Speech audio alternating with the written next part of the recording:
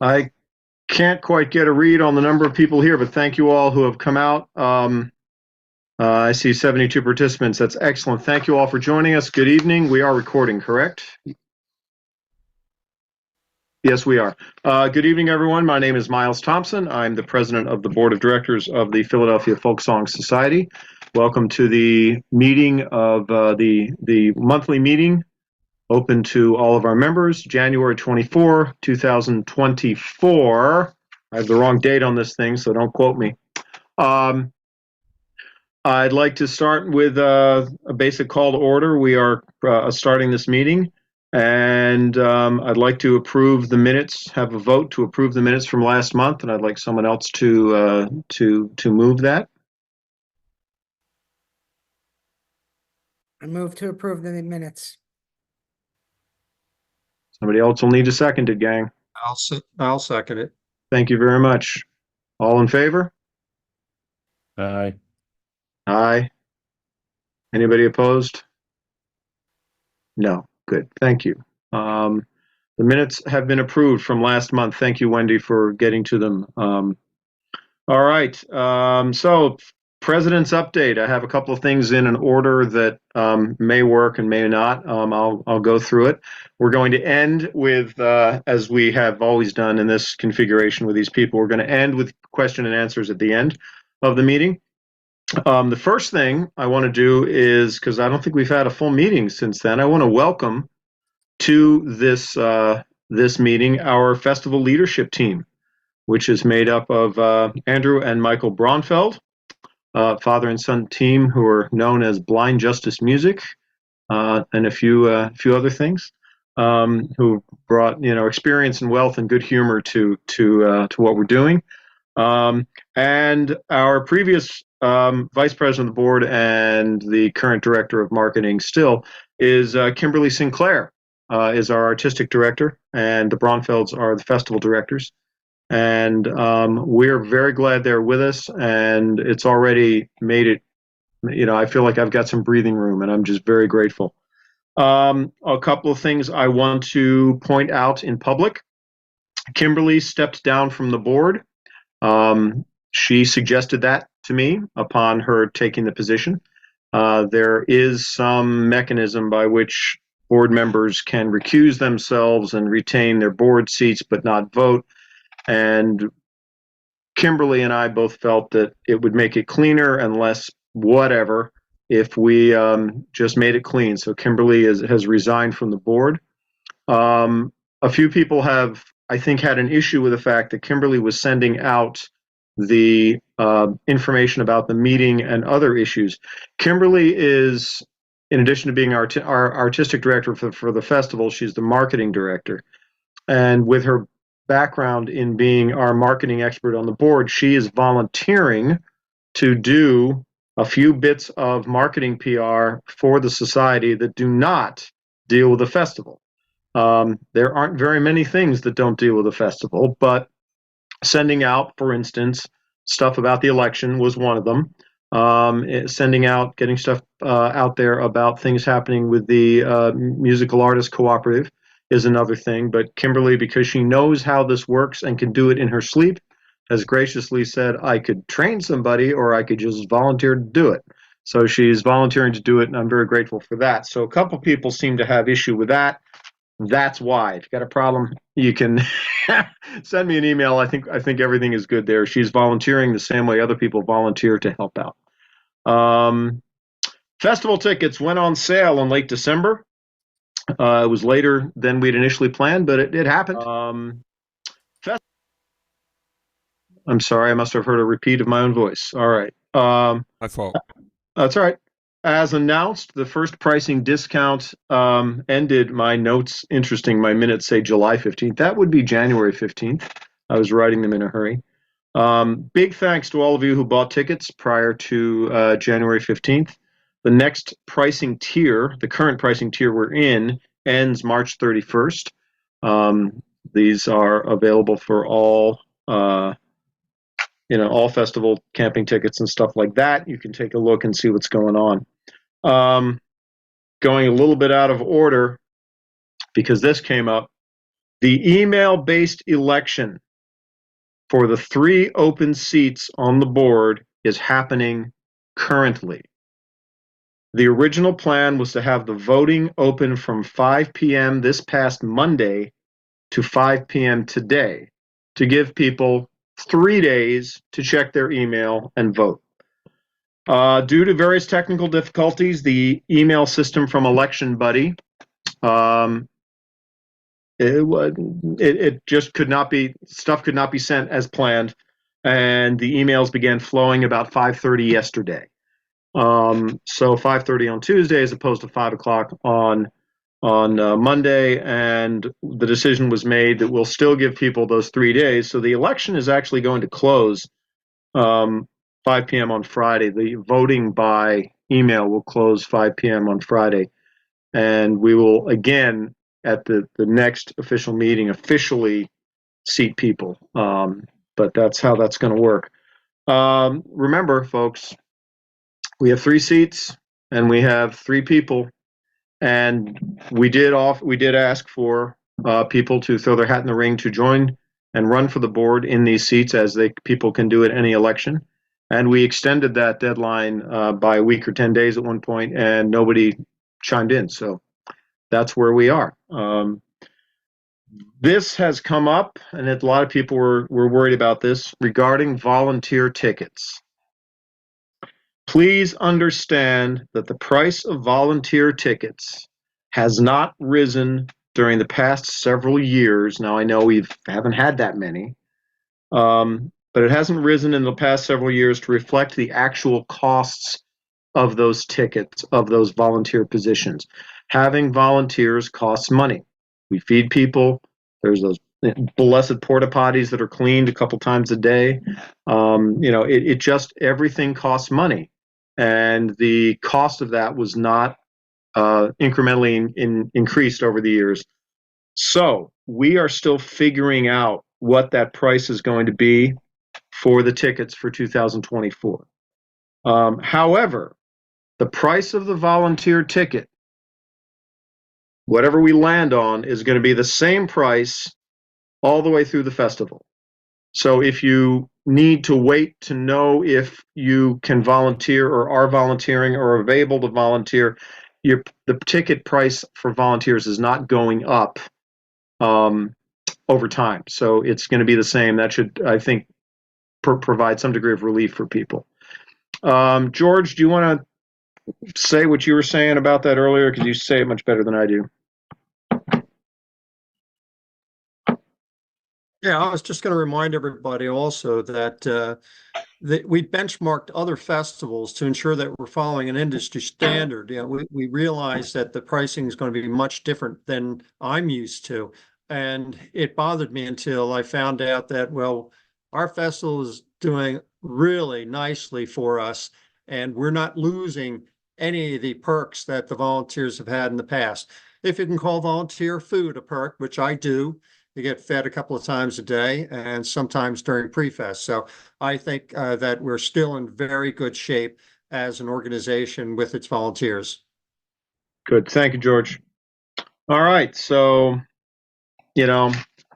I just want to add that without getting too heavy-handed about the point, everything costs.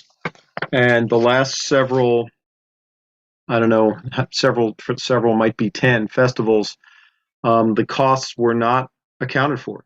And whatever resources PFS had were drained nearly completely, and to the point where we got last year. So there's no big resource that we can tap into as PFS and say, we'll give that to you at a reduced cost because we love you, because there's nothing there. All right. So governance and election issues. George, with the help of Six, who was, by the way, Six Ginnis was wonderfully helpful in getting the election buddy thing happening. Thank you, my friend. The amount of patience this man has is unbelievable. Did you guys want to update anything on governance issues? I know the main thing was the election, but I'll let you take it if you need.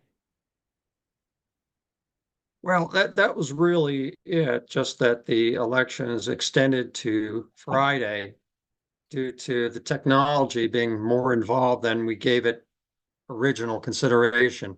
I heard from somebody that the system was used by previous leadership in the society, that there's no documentation on how it was used. So Right. we were starting from scratch. Unfortunately, help of the entire team, six especially, were able to overcome those issues and votes able to be made.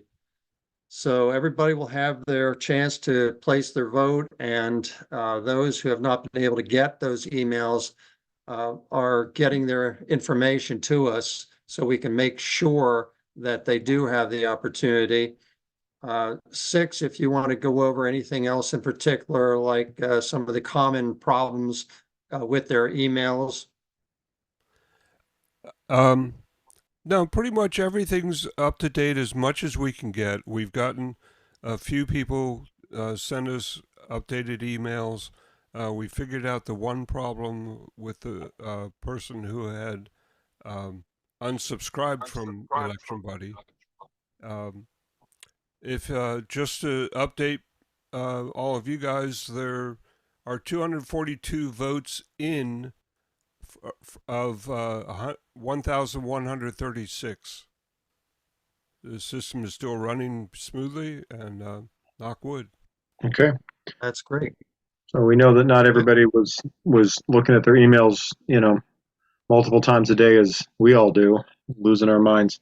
Thank you guys. I really appreciate it. Yeah. Um, Just one more thing, the governance committee wants to do. We'll be sending the board directors a survey for each to complete so that the committee can keep in consideration the demographics and skill sets required for our future directors. Search for directors can begin immediately to allow better opportunity for those candidates, and the survey will be applied to them as well. So that's it. Thank you. And directors, you'll be getting that from the governance committee. Thank you, gentlemen. Appreciate it. Um, let's take a look at tax issues update from Eric Ring. We actually got some good news for a change. Eric Ring, go ahead. We do. This is always nice to say something positive about taxes. Never really get to do that.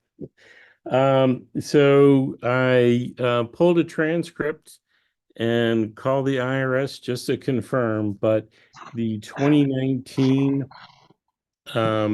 penalties that we had for late filing were abated. So that's $53,000 that we can now take off of our debt. There is still 2 years that we had late filings. The penalties for those are not as much, but we still have the request for abatement in. As you can tell, it takes forever for the IRS to make decisions. I did ask for abatement for the 2019 return earlier than I had for the other years. In addition, we do have some payroll returns that had not been filed timely a while ago. We are still working with IRS on those issues, but the really big one was the 19, and that is now gone. Yeah, so huge thanks to Eric and Eric Robbins and anybody else who was involved in that spooky number crunching thing you do to make the IRS get off our backs. I appreciate that. Took a big chunk out of the institutional debt, so that I'm very grateful for that. Which leads us into the finance report by Eric Robbins. Yeah. Thank you, Miles. Hello, everybody. So just want to mention first off that I'm reporting the activity since the last meeting. Last meeting at this point was well over a month ago, so we'll probably have about 6 weeks of activity here. And it cuts our fiscal year. Our fiscal year is calendar year 23. So some of this activity will fall into fiscal year 23, some into fiscal 24, but I'm reporting it all now. Everything related to the festival will be fiscal year 24. Even if we collected some money, tickets did go on sale December 27th. We did collect $35,000 before New Year's. that will be deferred and will not be recognized as revenue in the accounting's books. It is being recognized in revenue when I'm presenting you now, because once again, this splits our fiscal year.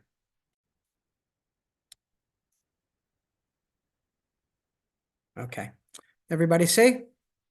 Thank you. Okay.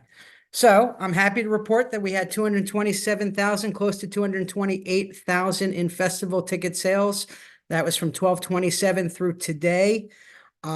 It was first suggested to me by another member that I only report what happened through 12/31, but I think this paints a much clearer financial picture to show you everything we had. Once again, we only had 35,000 of sales through 12/31. So I'm reporting everything through today. We're in much better position with a liquidity standpoint, with the cash coming in. Of course, this money is going to be spent on the festival and the festival only, but now we have some money to do so.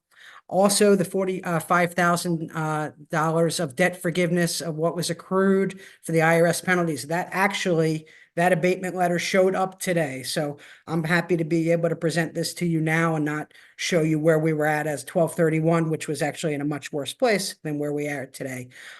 If you notice, that number differs a little bit from what Eric had said when we got the bill from the IRS for the penalties. It was for 45,000. Yes, the penalties were 52,000, but we had a tax credit that was applied against them. So the bill was 45,000. So that's what I accrued. There's actually a chance that we might get money from the IRS and be in better financial position than we actually are. And then I'm actually reporting to you today, but that's the reason why 45,000 is coming off. That was the liability that was on the books, not the 52,000.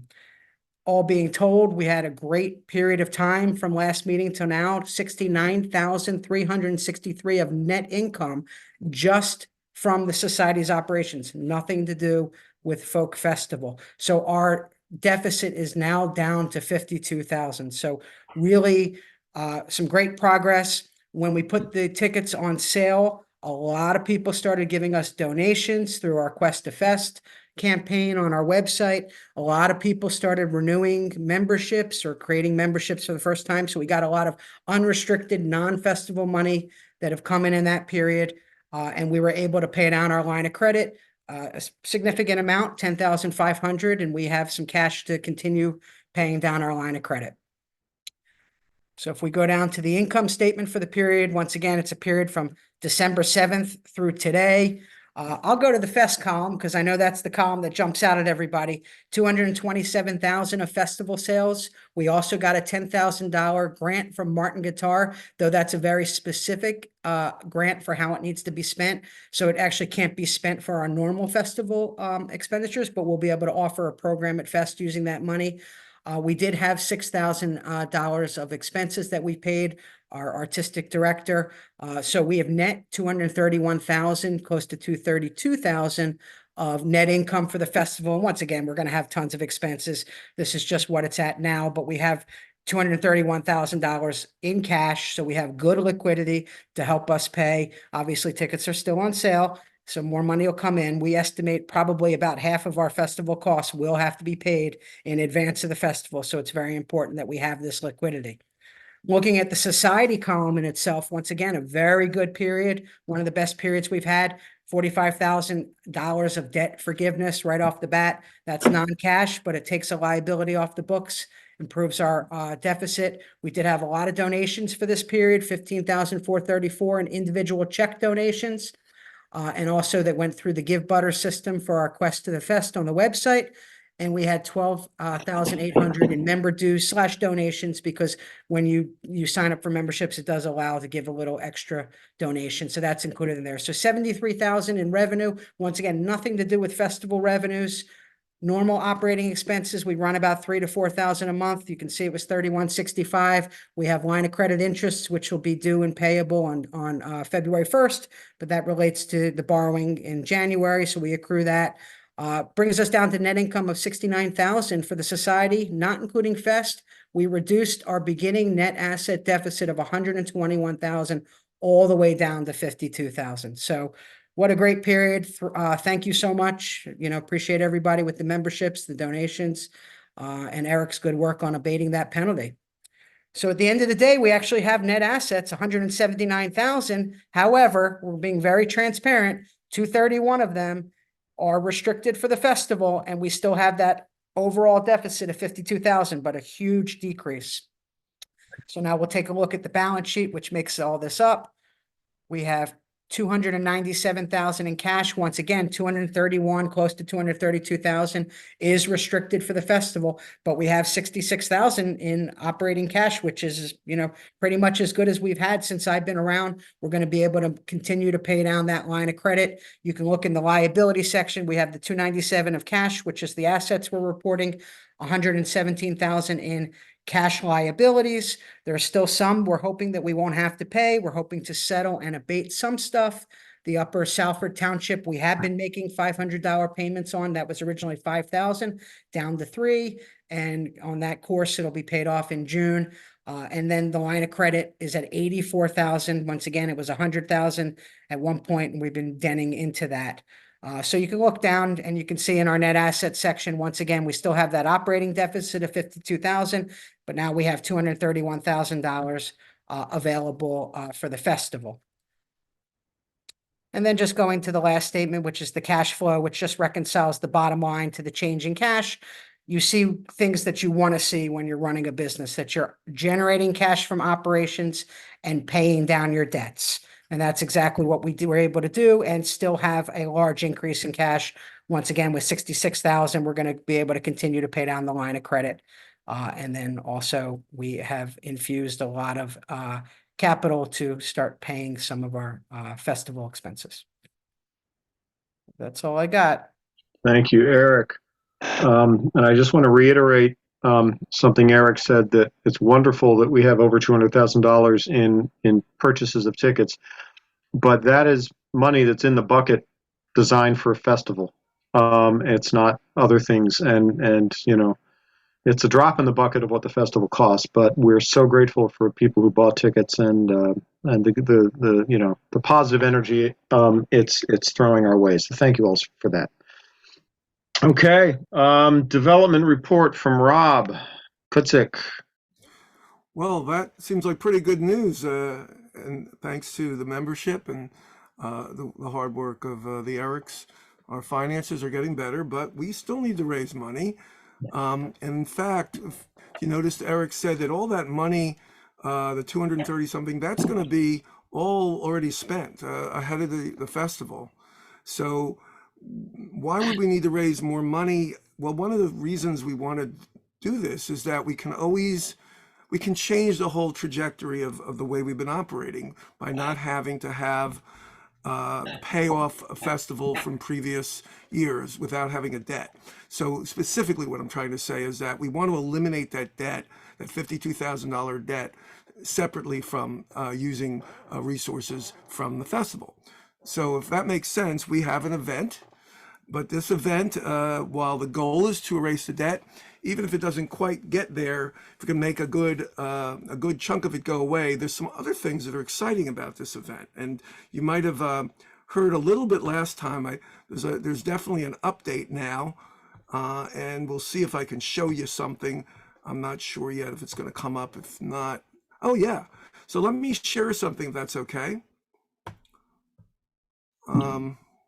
That's not what I want to share. Stop that share. I want to share something for a second here. That's exciting. Some of you have seen Gene Shea's face on March 12th. We're having an event, and I want to kind of show you what that looks like. We'll give this another shot here. There we go. Everybody see a picture of Gene in the first annual Gene Shea Founders Award concert? Everybody see that? Yep, excellent. Thank you. Okay. So first of all, a shout out to our volunteer, Sarah Sweet, who put this together.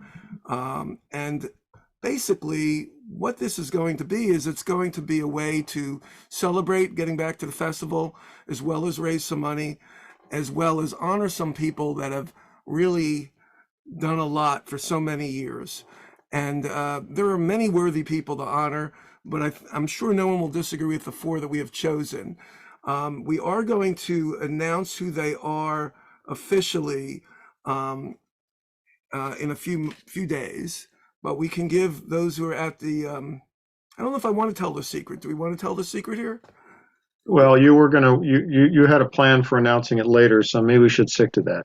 Yeah. Okay. So you're going to hear who those 4 individuals are, but there's going to be 2 individuals that are going to get the Founders Award and 2 individuals that are going to get the Gene Shea Award. Gene Shea's family will be there to present the award, and our own Michael Braunfeld will help give out the Founders Award.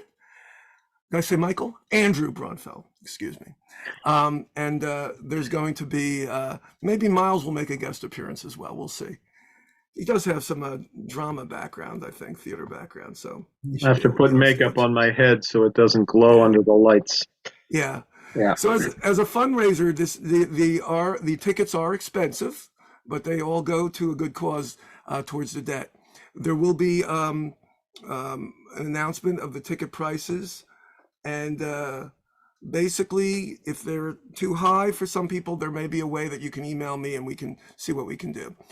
We will have some limited tickets available, but basically there'll be a pre-event with the honorees, a post-event with the performers. We have 3 exciting performers that we will be announcing next week, and the tickets will go on sale next week, if not sooner.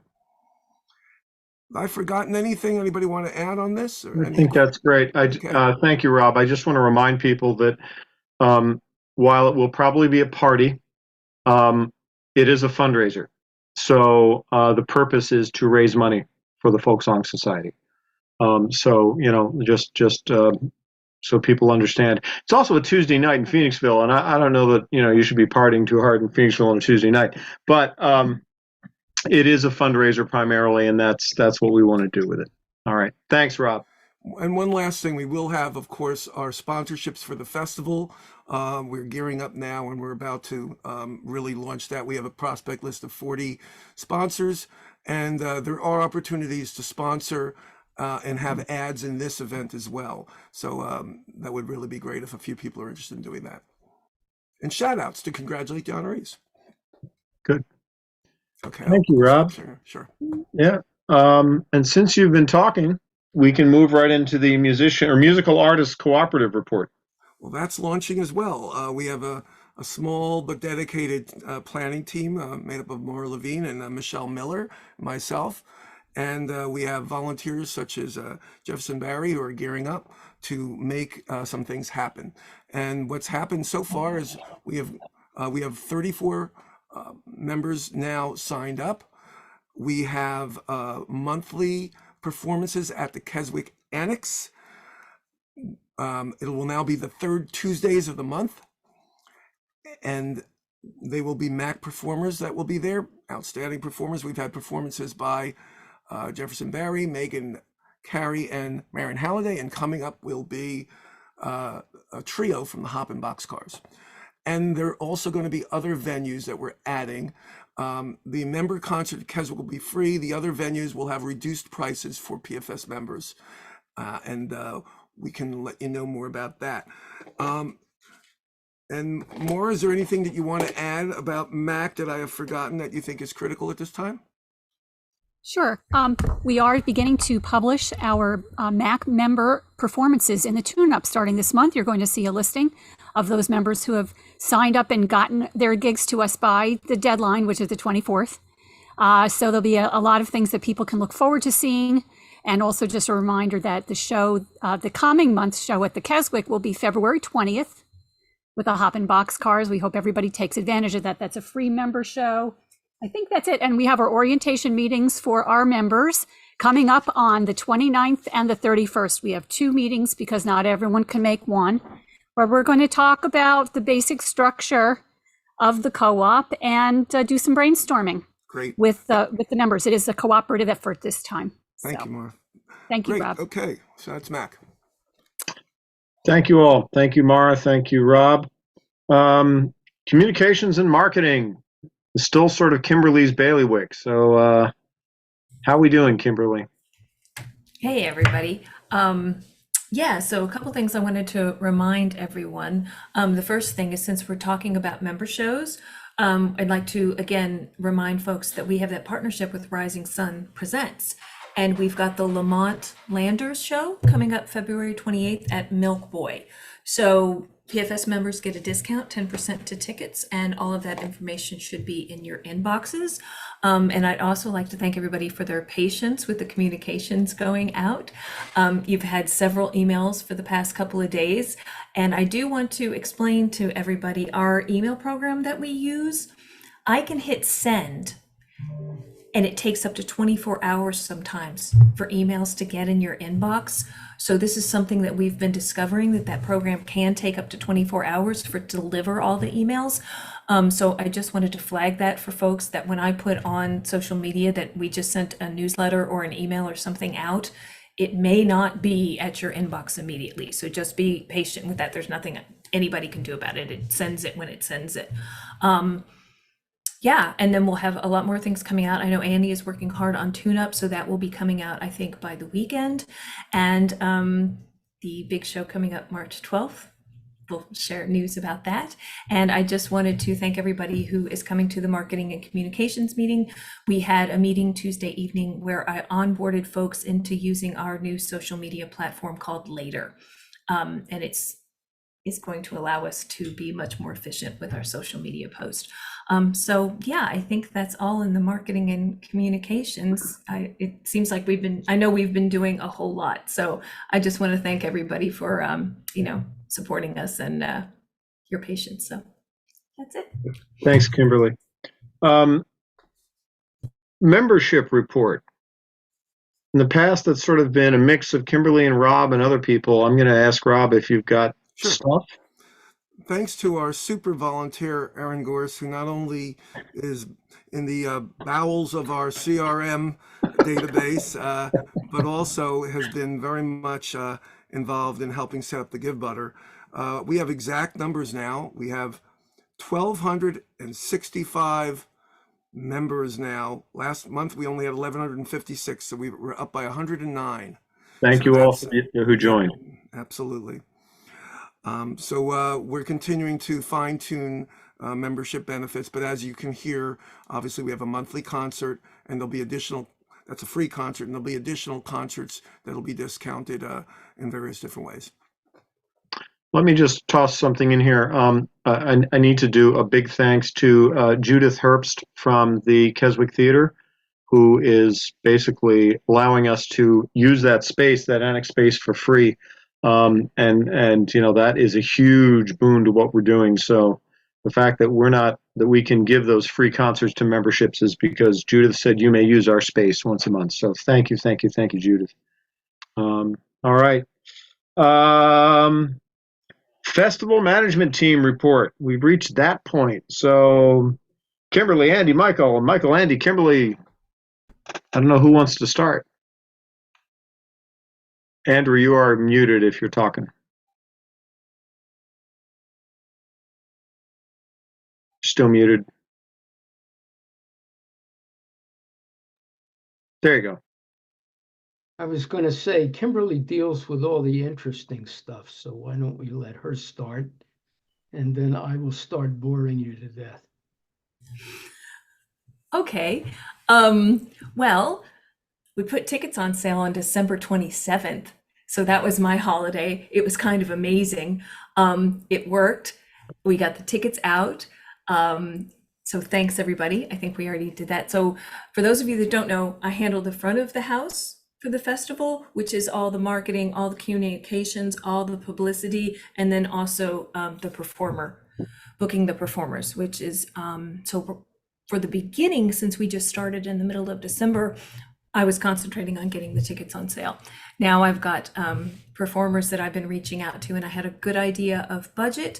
And my goal and timeline is to have the first performer announcement come out around March. So that is the goal that I've put to myself. So we shall see what happens. But yeah, I mean, it's been a quick jump and on ramp. I'm loving working with Andy and Michael, and we're gonna have a great festival. That's all I have right now, which is shocking for me because I usually talk a lot more, so I don't know what's going on. I should be worried. It's early days. Okay. And over to you, Andy. I'm sure I left something out. All right. Well, I guess I'll start with some general remarks if Michael wants to follow up. He can do that when I finish. I would like to add that in order to get the tickets on sale, and I have dubbed Kimberly the goddess of tickets. It is not easy dealing with the vendors. We also met with Upper Salford Township, and we needed to get in a hurry an agreement with the township supervisors to compromise to a significant degree the amusement tax that would be applicable to all of the tickets. And those of you who have looked at the ticket scale at the various levels, you will see that they have agreed basically to a system where instead of 10% of the price of all tickets, and we have a lot of different kinds of tickets, some of them pretty expensive, they have agreed that all adult tickets that are weekend tickets will be subject to a $10 open space fee rather than an amusement tax. And single tickets, day tickets, Friday, Saturday, or Sunday, will be subject to a $5 add-on. There are also add-ons for ticket processing and credit cards, but there's nothing we can really do about that. That's a fact of life today. So I wanted you to know that the initial meetings with the township went very well. We find that they have been extremely cooperative, as they usually are, have been for many, many years. And we owe them a great debt for compromising on what could have been a much greater burden on our ticket buyers and therefore on us, because it would have mattered. That said, I have spent most of the time since our appointment trying to analyze the budget items that Eric put up on the screen in December and later forwarded to me, trying to figure out a way to make sense of everything. Eric Robbins and his team have done a great job of cleaning up the books, but they didn't always know, even though a payment was made, where it belonged. So when I looked and saw a $41,000 payment to a vendor of ours in the production area, and we didn't know who it was, we had no invoices. Eric knew that a check was paid, but there wasn't an invoice.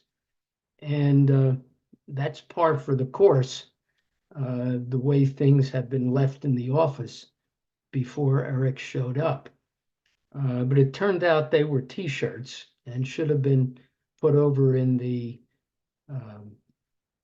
merchandise bin.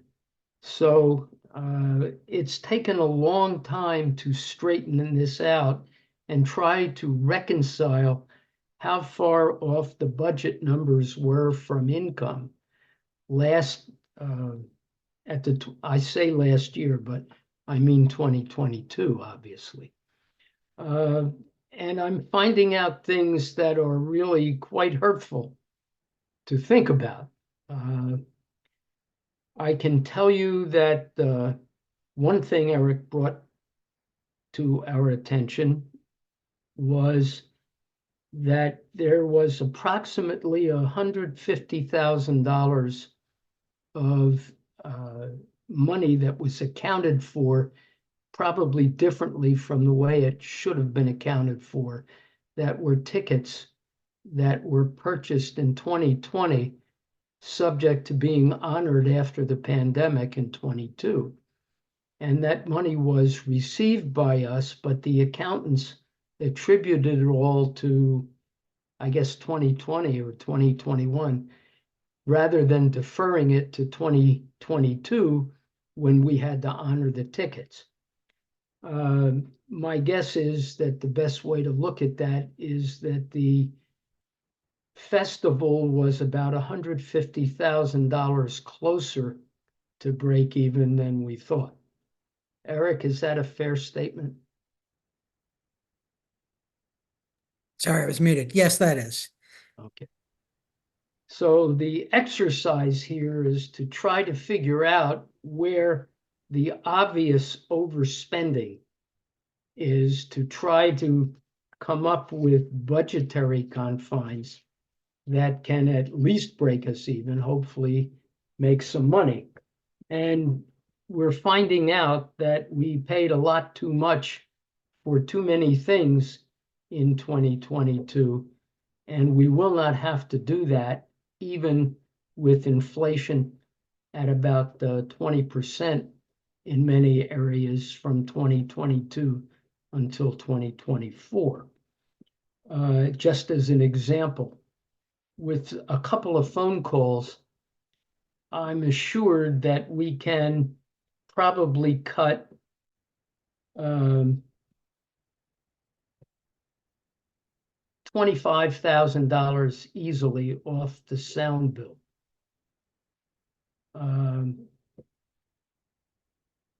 If we combine it with sound and lighting, it could be $30,000. There are things that we paid for, such as the streaming of the festival.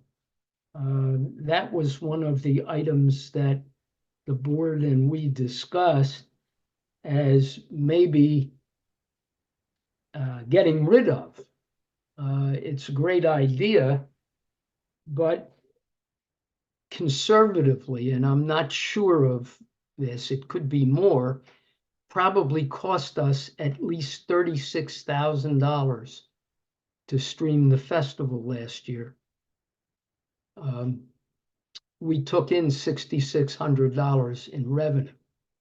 So common sense would tell you, if that can't be fixed, maybe we shouldn't bother streaming it without some guarantee of finding a way to sell a lot more streaming tickets. However, some of our ACE volunteers have come to the rescue, and I saw Trish Hurley somewhere. I don't see her now, but I heard from her this afternoon that we can make a deal with a company who wants to help us get this thing streamed at a cost probably that will not exceed the revenue from last year, and maybe less. So I can't give you any details of how that's going to work. Just found out about it today, but it takes one thing off of our plate. Some other things that I wanted to let you know is, what do I think the festival is going to look like this year? What's the footprint going to be? I know that that's a matter of significance to almost everybody on this broadcast. One of the reasons why the members and the volunteer armies have been so helpful in keeping the organization afloat for the last year or so is because they wanted this festival back. They didn't want it to die, and they wanted it back in the form that they always remembered it. That form was not always the most sensible financially, but that's what they want. So the question that was put to us is, how can we accomplish the cost savings that we want and still have the footprint resemble what it has in the past? Well, the first thing I can tell you is, it seems to me that we will be getting as far as the volunteer army will take us in the old sense, and having less professional invasion of what volunteers used to do. Last year, for example, I learned a couple weeks ago that we had a professional quartermaster doing a lot of the purchasing. The estimate we got to continue along those lines was about $25,000 or $26,000. That is an expense we will not be incurring this year. And we have put the purchasing committee back in the form that it used to be. And we have 3 co-chairs in place. Alyssa Landis is going to be consulting with that committee. I saw her somewhere. Alyssa, I know you're here.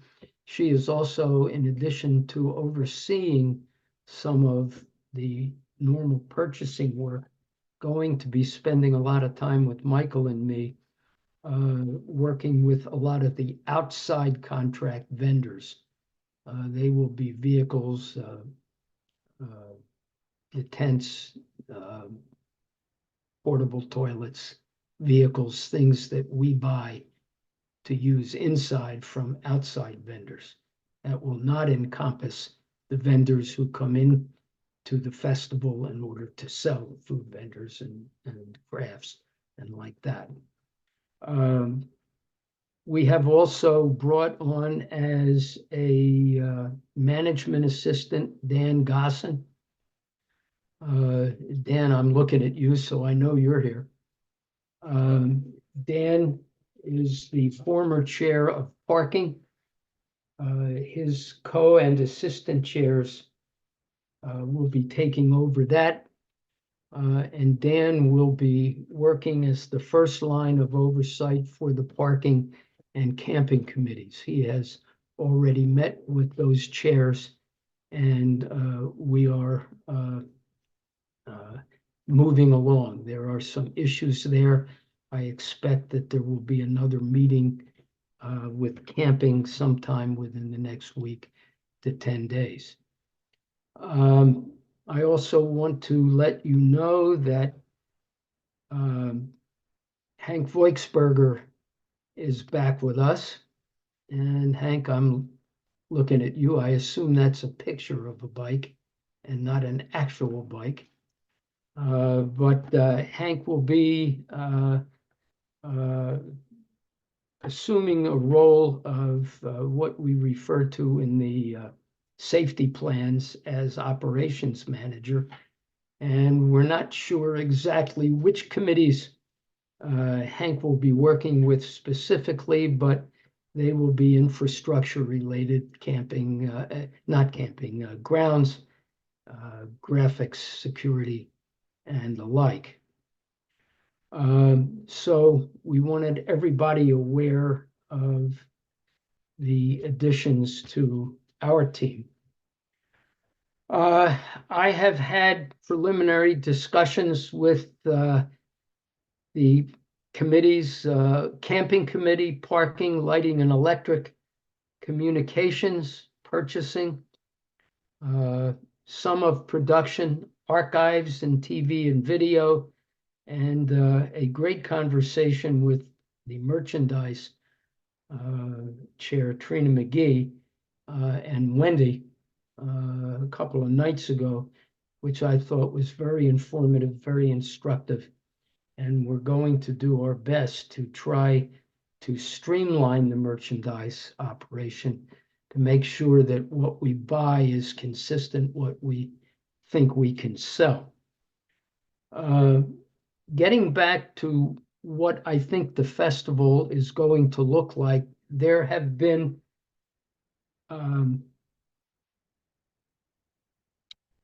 how would I put it? Various suggestions of how to save money. One of them that I got was, well, we should eliminate the Thursday night concert because it's an expensive concert and it's not something we open up to the public, and we should get rid of that. Other suggestions were we have too many stages. The criticism that I got for the too many stages was too many people are complaining that they can't see everything anyway, so why not present less? My theory was, if we have so much good stuff that you think you missed something, come back next year and see that. Other people felt that the tank stage, for example, didn't get enough people over there because it's too hot, it's in the sun, and there's no shade, no place to hide. The culture tent has an expense to it because in addition to the sound system that needs to go in there, you have to pay for the tent, and you have to pay for the stage, and you have to pay for the chairs that are in there. The lobby tent, 3 times the expense. The sound system is bigger. The floor has to be there for the dancers. The tent is gigantic. And the sound system is big, as is the stage. So the question is, taking all that into consideration, do we really save a whole lot of money by cutting any of them out? I think what we've decided to do with regard to the Thursday concert is to keep it there, but not populate it with acts that cost significant dollars. We have people that will be there anyway. We have a lot of local people. The idea of that concert was to give the campers a little incentive to buy a camping ticket, because they would get something different from what the public could get, and B, keeps them busy and keeps them out of trouble, at least for Friday night till 11 o'clock or so. The sound system is already there, and it doesn't cost us any extra fixed cost to put that concert on. The tank stage is there. It's built, and assuming it hasn't rotted out, which we'll have to go find out soon. That's a small stage where we can put more intimate types of workshops, more interactive workshops than we can on the craft stage or even in the lobby, which is a big area. The sound, I have looked into the sound cost for that stage, and it's about $4,000 to $4,500 for the weekend, if we can improve it. I don't see that being a worthwhile saving. The grant that Miles got for the culture tent, if that program is put on the way it's written up, and I'm going to try to get that altered a little bit if I can, because it is a teaching type event, and I don't really know where we can do that on the grounds the way it's written, if not in the culture tent. We don't really have a place where we can do it effectively. With a little bit of luck, maybe we can put some of that grant and pay for the tent. But the culture tent is about a $4,000 item. The sound would be about the same. The lobby tent is where we put some bands. We use it for showcases and for dance. Without the lobby tent and without that floor, the only dance you'll be able to get is on grass if it's not muddy, and that's not going to work. So my guess is that the footprint, the physical footprint, is going to look pretty much the way it always did, with the Dulcimer Grove being what it always was, and the camp stage will be the camp stage. But that doesn't mean we're not cutting back on the program. We certainly are going to have fewer acts, fewer performers. The idea will be, A, to keep the budget manageable and to let people who are there play longer so they don't come in, play for half hour and leave. As far as the front porch stage goes, we will probably not be using that stage during the day, but we'll probably make it available for something going on in the campground at night after hours. So that's pretty much what I think things are going to look like. In reviewing the feedback that I was provided in terms of surveys from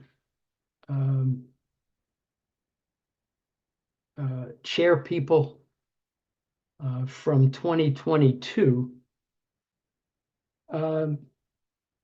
if I could sum it up, I would say that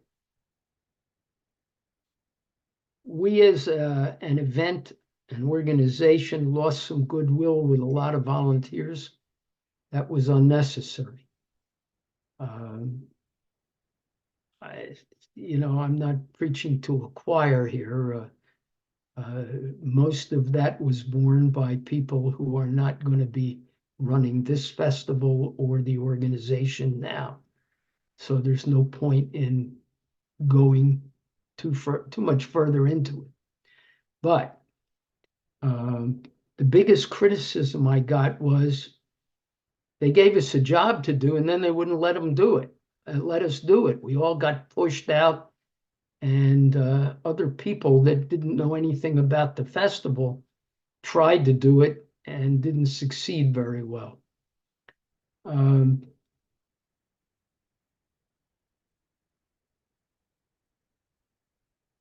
I have been extremely impressed with the knowledge and experience that was relayed to me by the chairs of all the committees I've gotten to thus far.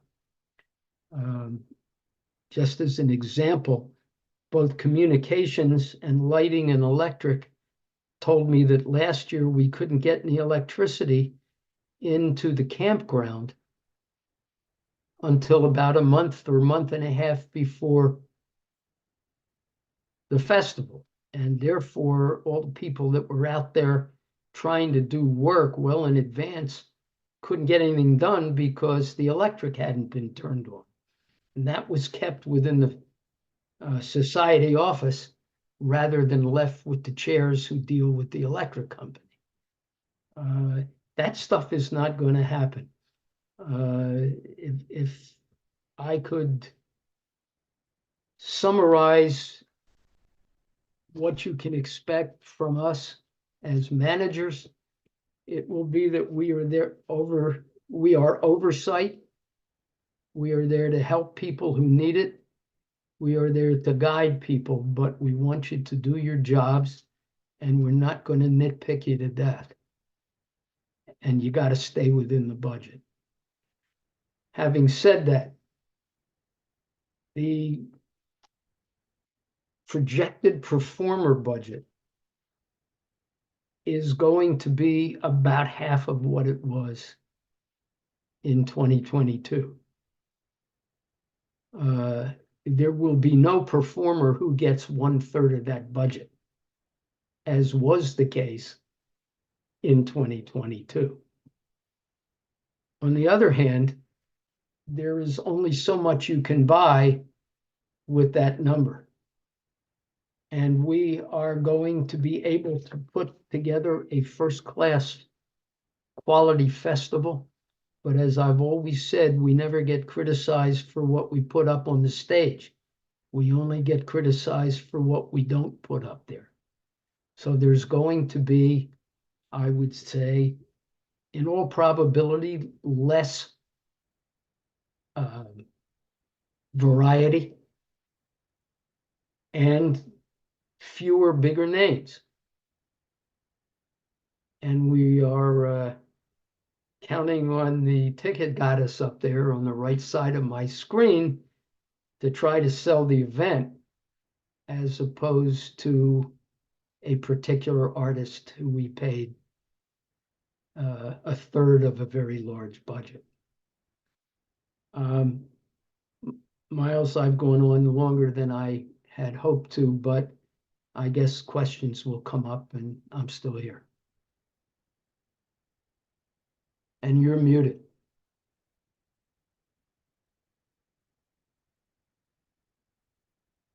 Miles, you're muted. Sitting here talking to myself. Sorry, guys. I was wondering why nobody's reacting. Michael, did you want to add anything to that? I don't know that there's anything to add to that. I think that was just about every phone call and email that I've been involved with. So I would just say we've obviously had to hit the ground running, but we do have boots on the ground, and it's been great working with Kimberly and the board so far, figuring out the budget and everything that was the 2022 festival, and figuring out what can go, what has to stay. But we're looking forward to bringing y'all a festival that I think you will recognize, and we're pleased to do that. I think most of you know that we have a very long history with the organization and the festival itself, and that not only ensures that we have all the wonderful feels y'all have towards the event, but as my father was explaining, it also gives us the knowledge that previous firms perhaps didn't, in knowing that the volunteers know how to do their job and they do it well. So if any chairs are tuned in, any volunteers, you're not going to see a whole lot of micromanagement. We get that you're there to support us, and we're going to be there to support you. And I look forward to working with you all and seeing you in August. So thank you. Thank you, Michael. If there are no further comments from board members following up on this, we're going to go to the Q&A. Does anybody on the board have any questions for Michael or Andy or Kimberly? Okay. We're now going to go to the question and answer period from the membership, and I'm seeing a bunch of hands pop up, and I'm going to start with the first one I saw, which is Greg Saylor. Go ahead. How you doing? Question pertaining to tickets. So I guess this is directed to Kimberly.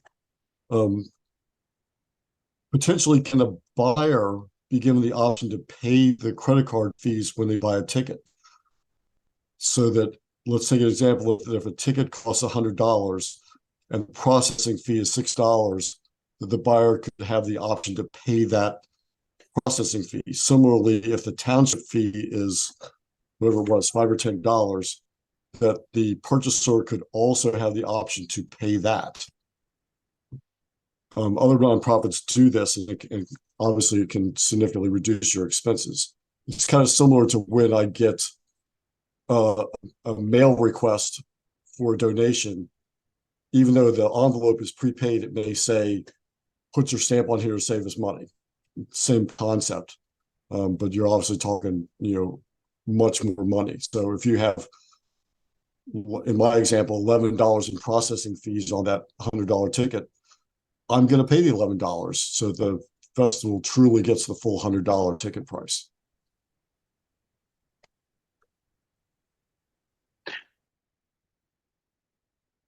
Kimberly, did you? I'm not sure I'm following the question, but I think Eric is, because Eric's got his hand up. Go ahead, Eric. Yeah, I think that's the way it's working already, because I think when you buy the tickets, you'll actually see the additional charges that are on there. I don't think they're optional, unfortunately. Oh, no, I don't think that's what he was saying. They're not expenses of the festival. They're add-ons and paid by the buyer. Yeah. The township amusement open space tax is just like a normal tax. We collect it on top of our ticket and pay it over to the township.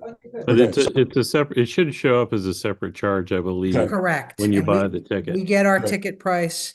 There's separate charges for the fees and for the taxes. Okay, that sounds great. Thanks. Good, thank you. Saul Siegel. You're still muted.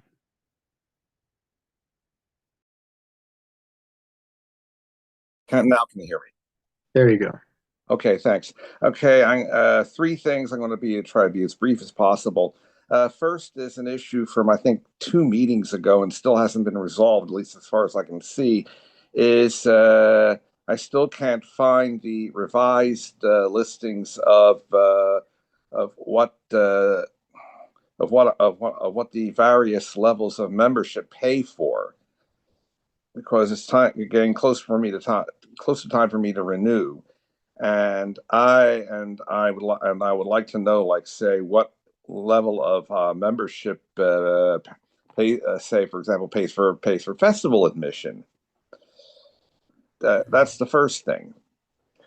Second thing, I just want to make sure. I think I remember hearing a couple of meetings ago that there is going to be a much smaller concession stand, T-shirt stand this year. Merchandise? Merchandise. And third thing, which may not be any help at all, but I will throw it out there. Philadelphia Chamber Music Society has been successfully live streaming stuff for several years. And it's probably like comparing apples to monkey wrenches, but possibly kind of contacting them to see how they do it might help. Cool. Thank you for that. I'm going to punt on your first question about what levels pay for what, because I did not fully understand the question. Did somebody else on the board fully get that? I understand the question. Go ahead. Okay. Even though I'm not on the board, I can answer it for you. Saul, what happened was we have that graphic and we have the list of memberships, but we had to remove it from the website because it was out of date and it was a PDF. So it was something that we couldn't edit. Right. You said that last time. And we forgot, didn't we, Rob? So thank you for reminding us, Saul. Remember when you wrote that out again, Rob, all the list of benefits? Yeah, it was never put back on. Yeah. We got to put that back up. We have that information. Okay. Is there anybody I can email to get that? Yeah, if you email me with a specific level, I'll go in and take a look at that. So that's how. So what email is that? Is that what's R Kutzik. Yeah. If you go to the board, I'll just pick it up. If you just do the board I'll pick up that answer for you. Okay. Directors@pfs.org. Yeah. Okay. All right. Good. Thank you, Saul. Don Mason, go ahead. Oh, I'm sorry. Wait, I'm sorry, Don. My fault. Saul, what? I thought you were done. What? I was just going before, and another thing I was going to ask. I was asking about the merchandising, because I'm not sure that I'm going to be volunteering this year. I think, and I should let Wendy answer this, but I think what the point we were making was that in the past we seem to come out with a lot of leftover merchandise. So we didn't want to do that, because that's money we spend that we don't get back. So by making it smaller, the idea was to make it more efficient, not make it like, just 3 things. So I think maybe that phrase smaller is a little misleading. Right, because I may have a schedule conflict with the festival. I might have to leave early. Yeah. All right. Okay. Thanks, but thanks. Thank you, Saul. Right. All right. Sorry, Don. Now, Don Mason, go ahead. Okay. Hi. I think I heard it said that looks like going to be so far 40 sponsors for the Folk Fest. I was just wondering, what kind of money are we looking at there? What are we asking for? What are they volunteering? Any idea on that? Yeah, actually, no, there's not 40 sponsors right now at all. There's a system in place. There's 0 sponsors and there's 40 prospects. Okay. And the actual levels of the sponsorships, if anyone is interested, contact me. There is a very specific product that we have out that people are now beginning to. I'm working closely with one of our volunteers, Joe Henderson, who has experience with a lot of corporations. But if you're interested, just contact me and I will give you more information as well. Thank you. Sure. Good, thanks. Things are moving around. Jeanette and Steve, go ahead, my friends. Hi, yeah, this is for Rob and Maura. I'm wondering if there is still a co-op and if there's memberships available.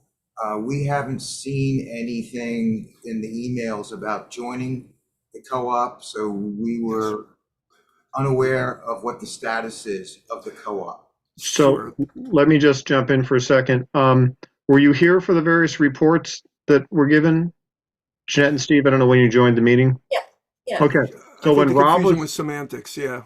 when Rob was talking about the Musical Artists Cooperative, that's the co-op. It's been rebranded. Oh, So it's not the same name because we rebranded it to make it make more sense. So when he was talking about MAC, or the Musical Artists Cooperative, that's the old co-op put in the blender and reborn. Well, I think we understood that, but what was unclear whether the membership was still open for the co-op. That's a very good question. We didn't touch on that. We're starting with grandfathering when working with the people from before. They do have to pay a fee again, but they are at the first stage. We're not in the phase of taking new members at the moment until we can get a few things established. But you will hear about that. Obviously, we know each other, so you'll be on top of it, and when that opportunity comes, you'll hear about it right away. okay, thanks, Rob. And we had a second question about the footprint, the festival footprint. Andrew, will there be any new opportunities for shaded areas, given that festival keeps getting hotter and hotter?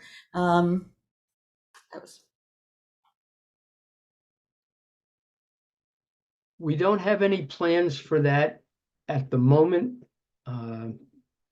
If we could find a way to put the tank stage under a tent, we might be able to do that, but at great cost. I'm with you. I'm equally as concerned with the shifting geology of the hillside. Every year, the slope gets steeper, and I know that because of how I feel when I go from the stage up to the performer parking lot. It's the only explanation I have. But I would not count on that. Okay, all right, thank you. It is something we discussed, and just what it costs us to rent tents. We'd love to do that, but we also want the thing to survive, and we want to make it work. So it's a tough one. I could ask Wendy though. Wendy, what do you think about parasols? There's some merchandising. There's a brilliant idea. Yeah. That's a great idea. Actually, great idea. We should talk about that with Trina. Okay.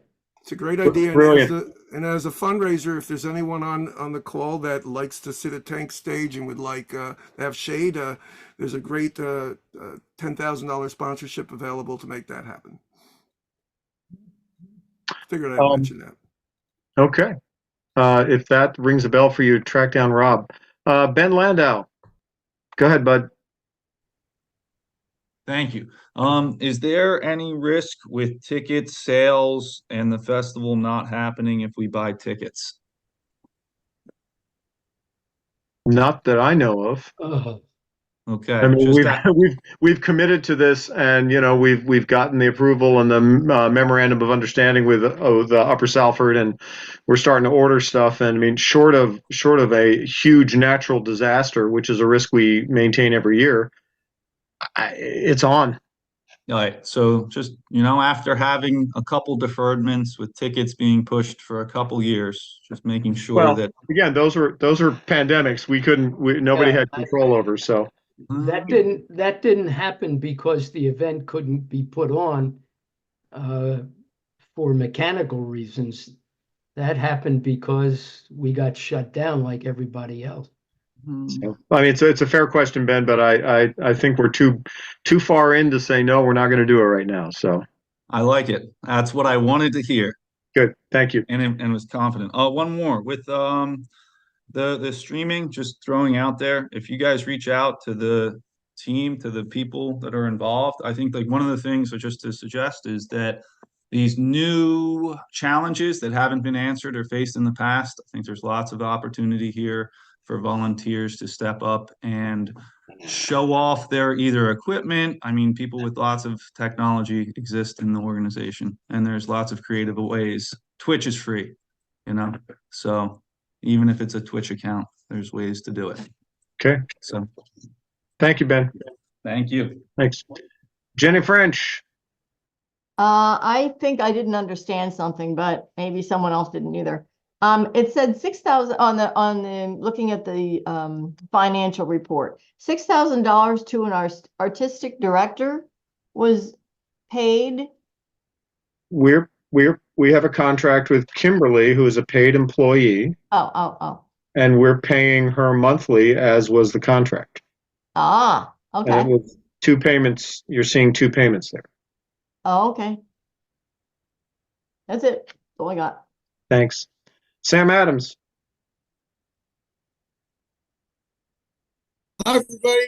I just got some questions about some volunteer stuff. Is there going to be opportunities to volunteer this year? What committees are going to be asking for volunteers?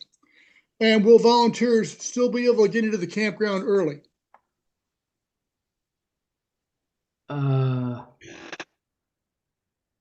Yes, there will.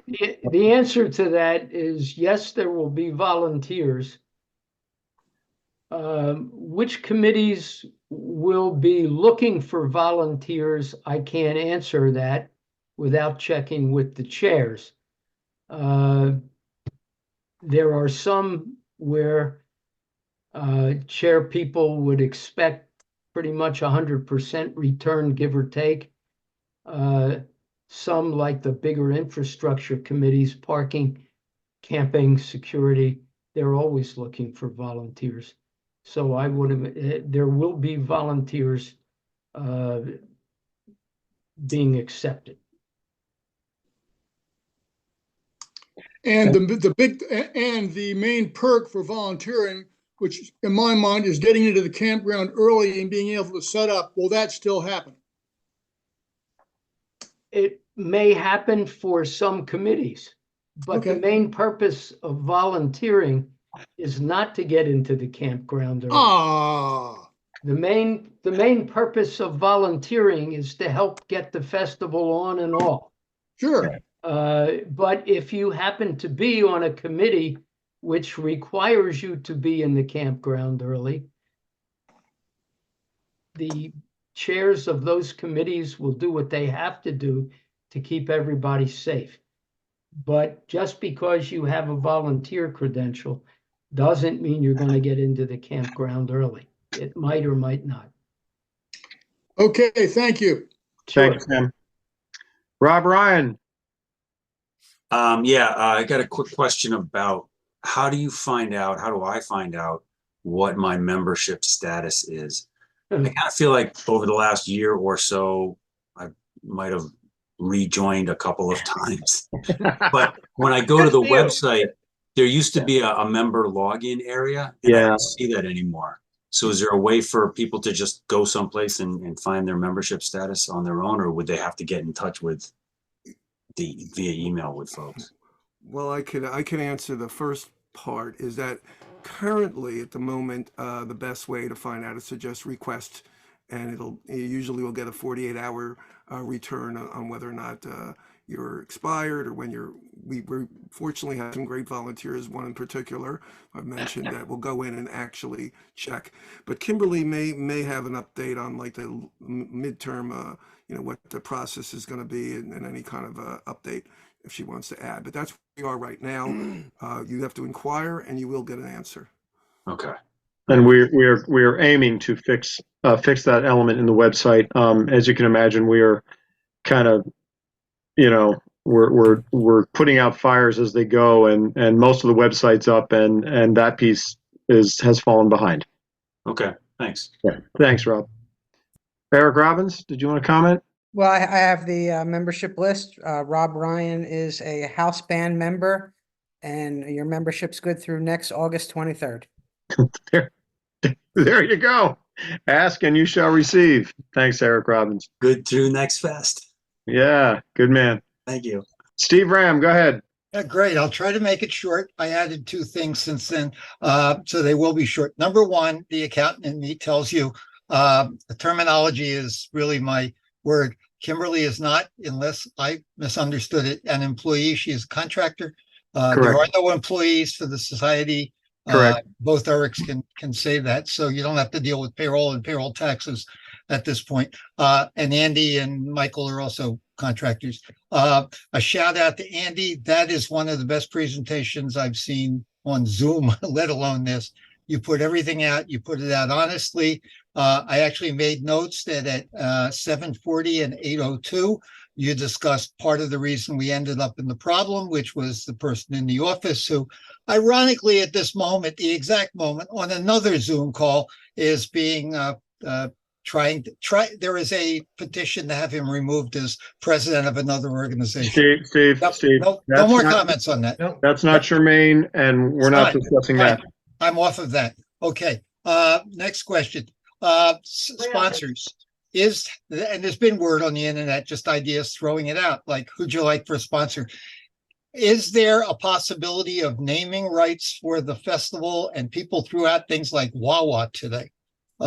These $25,000 people, unless they're going to get their name on a tent, or the culture tent's going to be named for $25,000, you need big money. And so I don't know if that's going. Let me ask all questions and you guys can answer Sure, and I'll get off.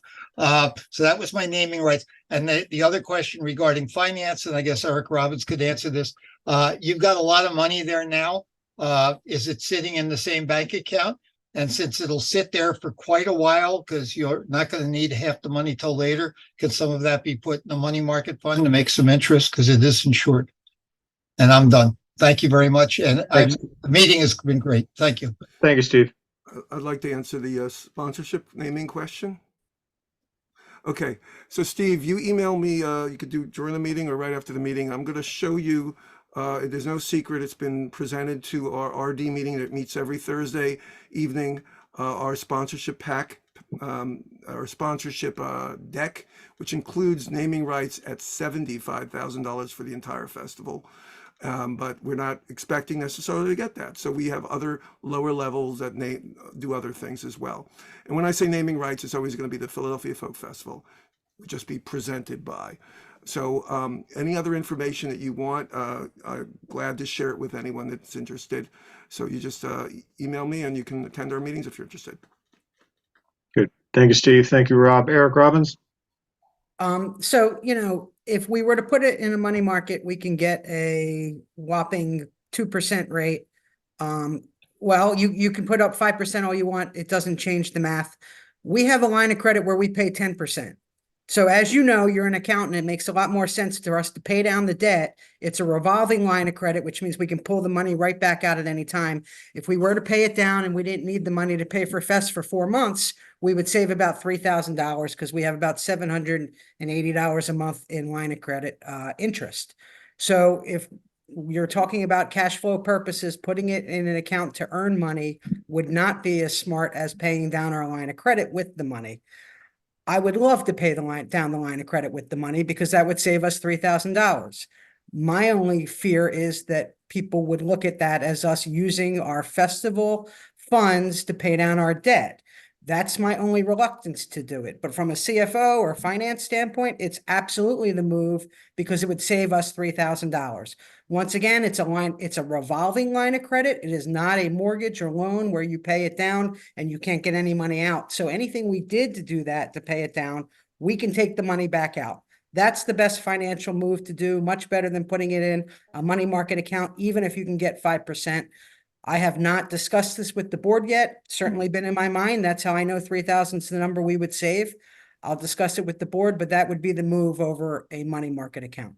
I'll send you the 5%. I'm getting it from my nonprofit. Thanks. That's fine. It's still 10% on the line of credit though. Oh, I don't think you should be paying down the line of credit because you got to keep this money separate.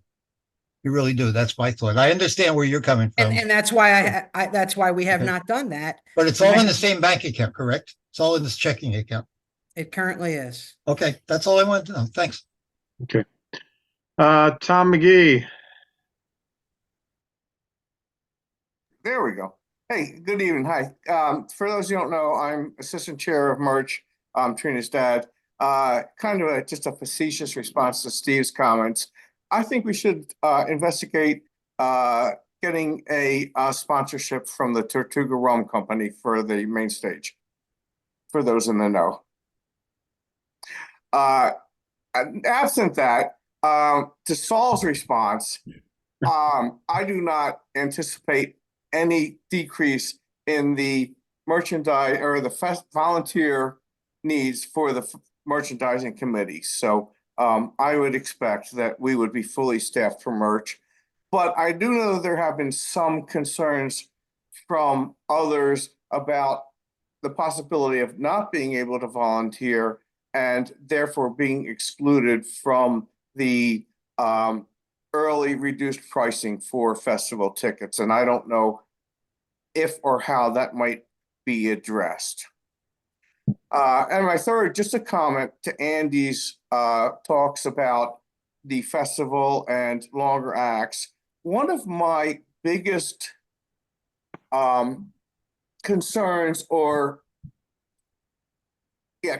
about basically the flow of the festivals is the amount of time spent on changeovers. I remember particularly for the Levon Helms show, I believe it was the 50th, we basically sat for an hour with nothing going on before Levon came on. And that, I mean, we're sitting out there till midnight, effectively, waiting for a headliner and sitting for an hour with nothing going on. I think that really needs to be addressed. We should not be wasting people's times like that. Before Andy responds, my experience both on stage as a performer and backstage as a production person is that most of the time, the turnover, the changeover is as quick as it can be. Most of the time. There are a few. I understand that, but I cannot totally believe. There are a few standouts like that one, and those are technical problems where something didn't work and it needed to get fixed before the show could start. Yes, and in the past, when we've done changeovers like that, we've had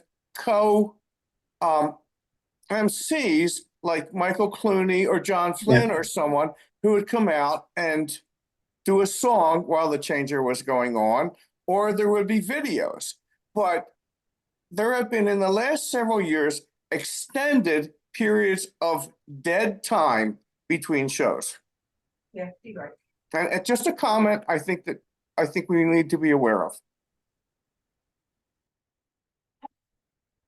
I think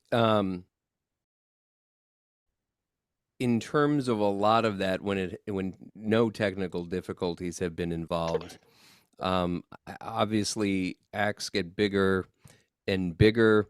The technology changes to the point where a lot of artists, who were traditionally just using the festival's equipment, the festival soundboard, more and more are using things like in-ear monitors.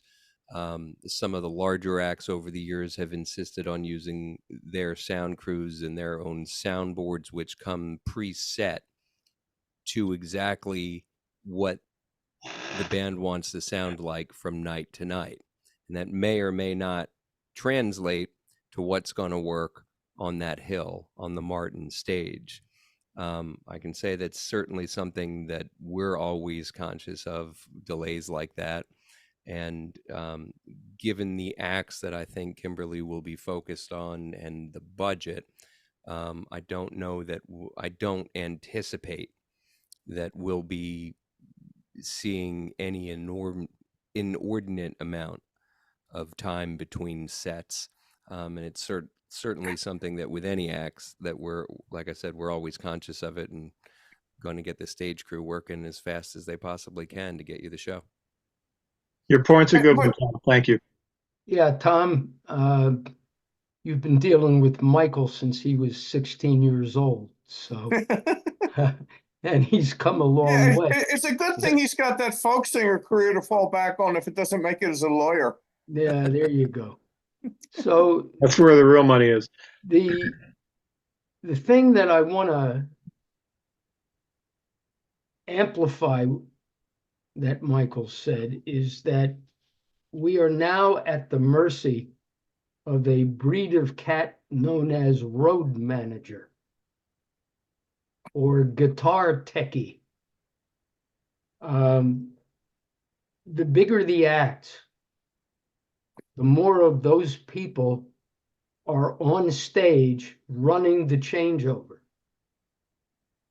And they want to deal with things which are never going to make any difference at an outdoor show like ours. Milliseconds of delay on a pedal.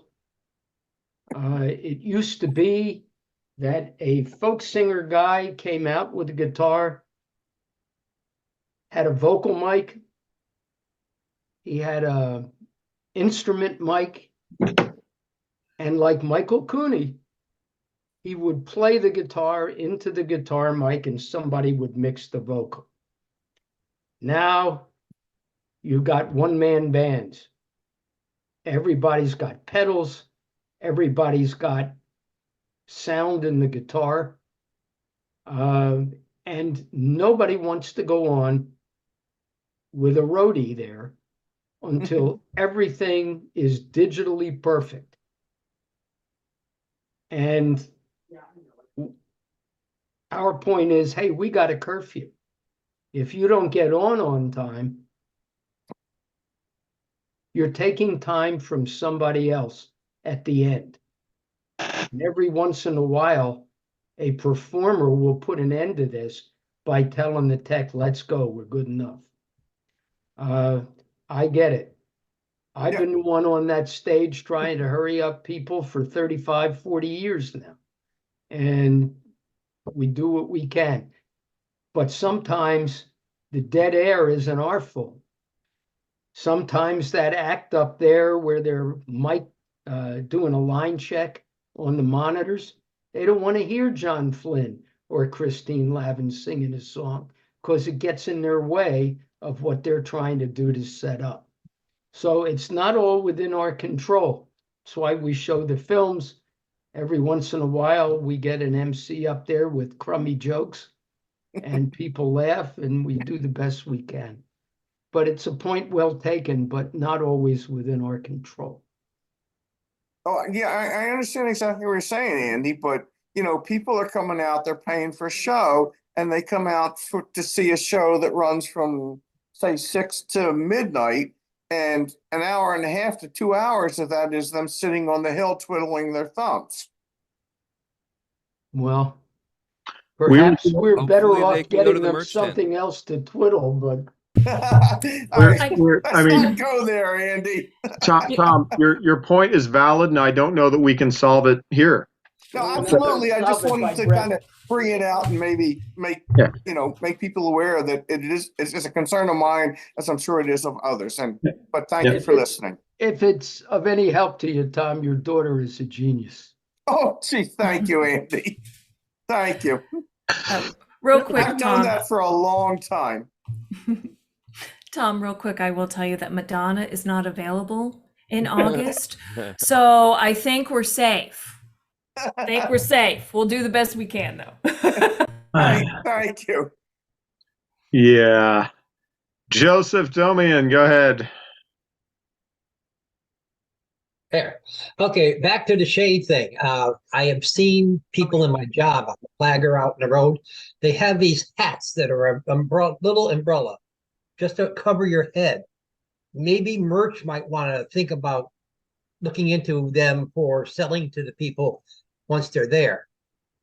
Instead of trying to put up a big tent, the people can buy a little umbrella hat to wear so they'll shade their head. And I'm done. Thank you. That's a great idea. Jen with 2 N's, go ahead. Hi, you guys are doing a wonderful job. Point of clarification was that basically I heard less acts, longer sets. Is that correct? Probably. Awesome. And quick question, do you have a rough estimate of when day tickets will go on sale? Kimberly. That is the one, that is up to the board. We haven't Yeah, really. they don't know yet. We don't know because it's been a bit of a whatever just getting to where we are right now. So, but we have to look at that and we have to come up with a reasonable time frame. Okay, that's all I needed to know. That's a long-winded way to say I don't know yet, but we'll work on Gotcha. it. Good, thank you. Thank you. Eric Ring. Yeah, just to answer that too, we may actually want to wait until the lineups are announced so people can decide, like, if they're buying a particular day, they might want to know what the lineup is. Right, Yeah, I'm usually- asking for locals that may go more than one day, so it's just, they just don't need to buy the camping Yeah. ticket. No, I hear you. I'm just thinking. Right, nothing is a simple answer, Jen. So I gotcha. I've Okay, been thank doing you. this for a long time too. thank you, appreciate it.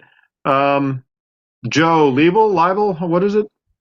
Julie. It's actually Julie. Hi, guys. Oh, it's hi, Julie. Sorry, we're in the same room. So quick question, because I heard it asked, but I didn't really see it responded to or hear it responded to. I'm just curious if there is any consideration being given to a discount for volunteers. And Wendy, I'm sorry, I know we were talking about this online, to volunteers that were maybe furloughed or, lost their volunteer jobs due to cutbacks, if there's any discount ideas going through for them for buying a ticket. I don't think that has bubbled up to a level of discussion yet. I realize, just as a thing I keep coming back to, is that we don't really have resources to discount anything, because to discount something means that the cost comes from somewhere else, and we don't have the somewhere else to pull the cost from. Yeah, I think the concern was mostly coming from people looking at the discounted ticket rates and thinking, okay, I don't know if I'm going to have a volunteer job. Should I buy this ticket now, or should I wait, see if I have a volunteer job, and then end up paying more for my ticket? Yeah, I know, and that's a tough spot to be in, and I don't have an easy answer for that at the moment. Okay. I may never have an easy answer for it. I don't know. Understood. Thanks. Thank you. Sorry. Of course. Katie May C, go ahead. Oh, hi. Can you guys hear me? Yep. How you doing? Thanks again. Hey, I'm so excited for Fest, and thank you to every single one of you for everything you've been doing. I mean, it's been such a refreshing change, and I've been friend of Fest for pretty much since the beginning, and I already bought my VIP ticket, so I'm super excited, and thank you so much. My reason for speaking, though, is, other than that, is to offer a suggestion. And I mentioned to Carson, and he said he may, eventually look into this with you all, but I don't know if it's been talked about. As far as food goes, for VIP, like they used to have those box lunches in the tent that people could come pick up. And I don't know what you're doing with volunteer food. It's beyond my scope because I don't volunteer. But my thought was, would it be cheaper, and you all can talk amongst yourselves later about this, to offer some sort of similar to like the shower and ice tickets, maybe vouchers for people to use at the food vendors on site. And that way, because a lot of times the food doesn't get picked up, it gets wasted, and you would only pay for any vouchers that were actually redeemed for food by your VIPs or your volunteers or whoever you're giving them to. I think we're going to take that in its entirety and say, okay, now we have to digest that idea, because we haven't even gotten to talking about that particular issue, but that's a really, really good idea. Okay, that's it. So thanks again, guys. Thank you very much. Ben, let's keep it short because we're trying to wrap things up. You've already gone once. Go ahead, bud. Backing to the day tickets, do we know when performers, an expectation of when performers get announced? Yeah, I said earlier that I was going to try to get the first group of performers out in March. That's my goal. Okay. Michigan City. consider that it's functionally February now. You know, it's not that Yeah. far away. So month. End of Next, March. so going back to the idea that there were some volunteers and other people that were upset, has there been any outreach from people who are no longer in the, like, comparing old lists to new lists and sending out an en masse, we're sorry? Because everybody who's still involved in the organization has had it, but the people that have not returned to the organization, just that kind of segment of the people who were isolated. Your question was, has there been consideration given to that? Yeah, and really, I think like over the time period that we all don't talk about, there have been numerous people that haven't returned, and they wouldn't know that the current people are sorry. Well, they will if you tell them, Ben. I agree. And, I agree. Part of it is I can that, do. And you know, we're here every month, open to everybody who's a member, and if people have really bad feelings about us and aren't members, but all I can say is, I don't know whether you saw Nick Sirianni say very little today. He wants to look forward, so do I. And if we could all manage to do that, I think we'll all be better off and stop fighting wars that should have ended. Agree. Yeah. I agree. I'm just asking. No. Old list. Okay. Thanks, Ben. Eric Ring. Yeah, Ben, and just to answer your question a little bit, maybe the other attorneys can back me up on this, that, sometimes, how you craft something like that, or even bringing it up sometimes can expose yourself to some liabilities and some fights that you really, it's going to detract us from moving forward. Your point's been taken, though, and it's a good one. Thank you, Ben. All right. Jack, my old friend, how you doing, bud?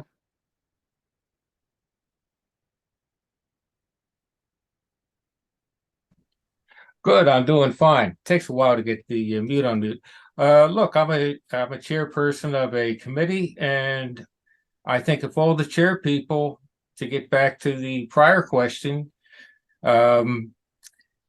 send a letter. I always send at least 1 or 2 personal letters out, 3 or 4 actually, and recruit people. And I go back to the people who haven't served in the last year or 2. So I think it's up to the chair people as well as to you guys to just go out and break bread with people and tell them what's up.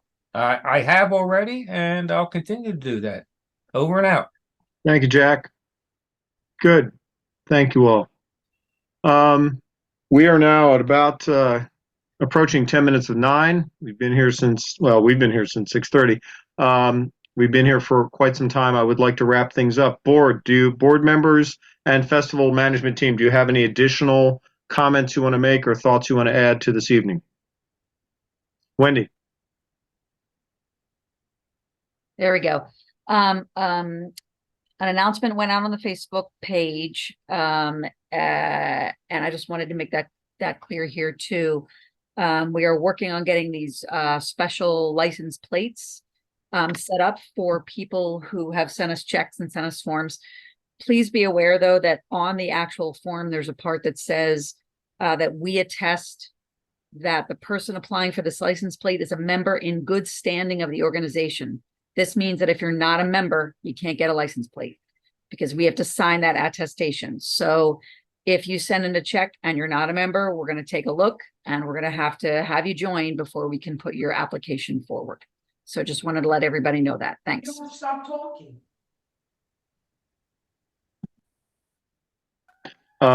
Good. Other board members, are we good? All right. I'd like somebody to propose a motion forward to adjourn the meeting.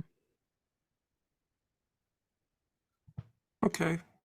Make the motion. And Eric Ring is seconding the adjournment of the meeting. Okay. This meeting is now adjourned. Thank you all for coming out. Thank you all for your thoughts and your feedback. Thank you all for your support. Thank you for buying tickets and for membership and donations and keeping us alive. Thank you to the festival management team that is joining us in these things. over and out. Thanks, everybody.